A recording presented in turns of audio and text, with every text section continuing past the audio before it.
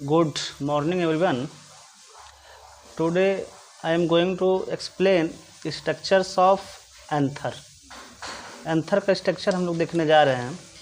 जैसा कि आप लोग जानते हैं कि जो एंथर्स होते हैं वो pollen producing male reproductive organs होते हैं फ्लावर के. जनरली यह प्रेजेंट होते हैं at the tip of stock like stamen और इट इज़ अ बाइलोब्ड. अगर हम एंथर की बात करते हैं तो एंथर बेटा आपका बाइलोब्ड स्ट्रक्चर होता है. नहीं, स्ट्रक्चर ऑफ हेडिंग है स्ट्रक्चर ऑफ एंथर. अगर हम स्ट्रक्चर ऑफ एंथर देखने जाएंगे तो मुझे मिलेगा कि this is the bilobed structure. Bilobed structure and डाइथिकस. डाइथिकस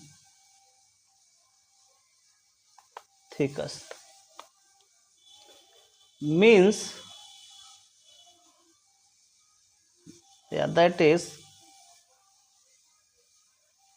it has two lobes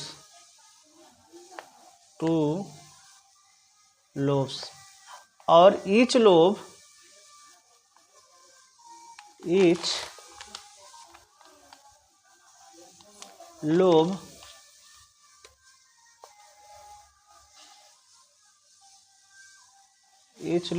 containing two chamber.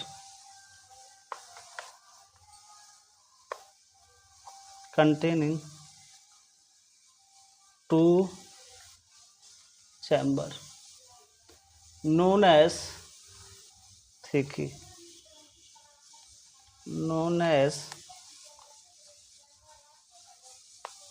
thecae या स्पोरेंजियम.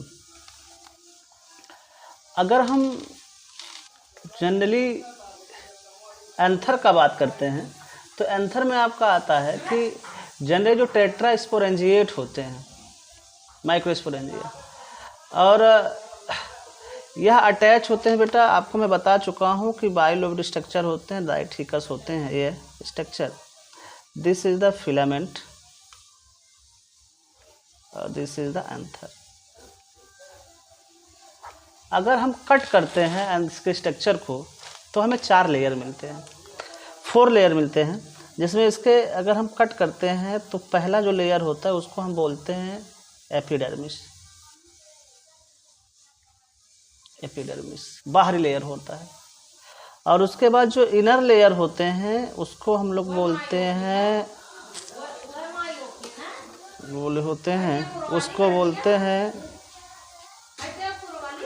इंडोडर्मिस.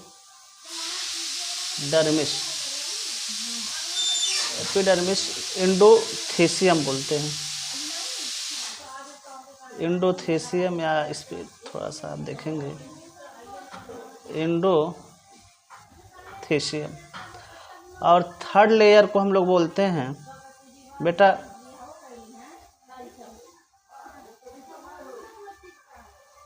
Middle layer.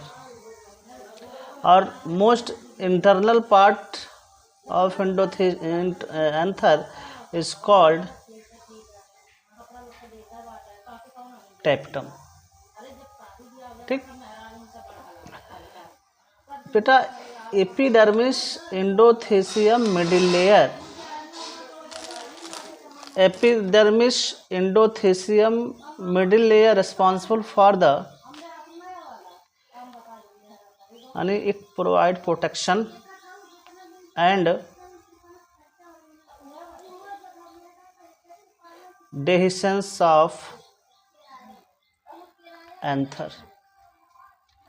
यानी सब मिलाकर के हम कह सकते हैं कि जो एपिडर्मिस होते हैं और एंडोथेसियम होते हैं, मिडिल लेयर्स होते हैं, यह एंथर को प्रोटेक्शन देते हैं और डेहिसेंस में हेल्प करते हैं. डेहिसेंस मतलब होता है कि रप्चर ऑफ एंथर. और एक टैपिटम होते हैं लास्ट लेयर. इस टैपिटम लेयर से पॉलन ग्रेन को न्यूट्रिएंट मिलता है, न्यूट्रिशन मिलता है, न्यूट्रिशन टू